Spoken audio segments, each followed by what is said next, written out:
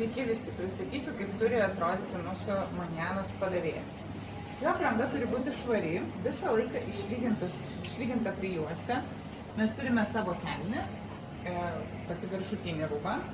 Plaukai turi būti surišti, mažai bižuterijos, nagai tvarkingi, kuo mažiau žiedų.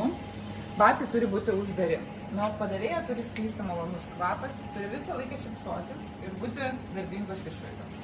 Taip, dabar, kada mes dirbame su maistu, mes turim pagrindinės taisyklės žinoti. Mes dirbam su vienkartinėm pirštinėm, jos yra tokios lateksinės, jas uždedame ant švarių rankų ir naudojame tada, kada mes norime pasiimti kažkokį, dabar čia kažkokį sausainį įdėti į lėkštutę. Aišku, jeigu naudojame žnyplės, tai tada žnyplės žiūrim, kad būtų visą laiką švarios. Muilinam rankas visą laiką prieš pradedant bet kurį darbo procesą. Grįžom iš sandėlio, aplamai atėjom į savo darbo vietą ir iškart plaunam rankas. Rankas plaunam gerai, su muilu išplaunam. Turim popierių, su kuriuo nusišluostam. Valymo skudurėliai. Skirtinga spalva, skirtingam paviršiui. Metalui, medžiui, stiklui gali būti. Mikropluoštas, skirtas blizginimui, įrankių, stiklo. Gali būti atskiri skuduriukai. Kempinėlė skirta pašveisti, nusausinti.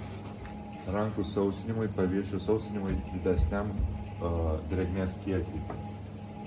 Rankų dezinfekantas. Skirtas rankom dezinfekuoti tarp procesų.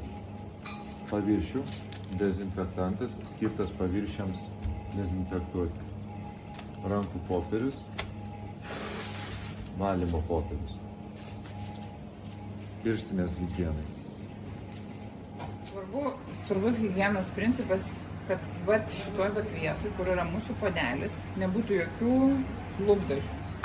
Kada nešam stiklinę, nenešam ją taip pasiėmę už angolio, nes žmogus turės liesti prie lūpų. Ją išvalome ir statome ją tik taip. Stiklinė turi būti švari. Kada nešam sultis, tai įmant šiaudelį, neįmam vėlgi jo už galą, nes žmogus lies prie lūpų, o įmam iš šito galiuko. Niekada klientui neužmaunam tokiu būdu.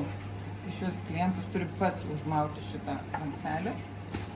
Tiesiog, jeigu ir paprašo, tai užmaunam visus šitos viskus. Viskas ir atiduodam svečiui.